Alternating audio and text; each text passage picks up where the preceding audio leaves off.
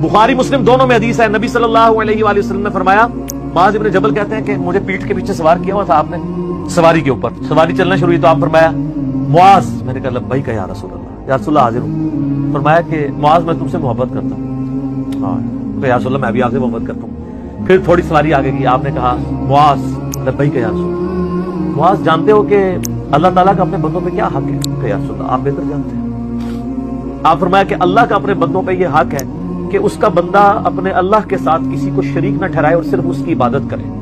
और फिर जब सवारी थोड़ी और आगे की, आपने कहा मुआज़ लब्बैक या रसूल, जानते हो जो बंदा ये कर ले कि अल्लाह की इबादत करे, उसके साथ किसी को शरीक न ठहराए, फिर उस बंदे का अपने अल्लाह पर क्या हक है? या रसूल अल्लाह उसका रसूल बेहतर जानते हैं। फरमाया ऐसे बंदे का अपने रब पे ये हक है कि अल्लाह उसको अजाब ना दे और जन्नत में दाखिल करे। तो सर अल्लाह अगर अपने बंदों से हुकूक मांग रहा है ना, अपना ये हक मांग रहा है कि मेरी इबादत करो, तो इसके अगेंस्ट वो दे रहा क्या है? हमेशा की जन्नत।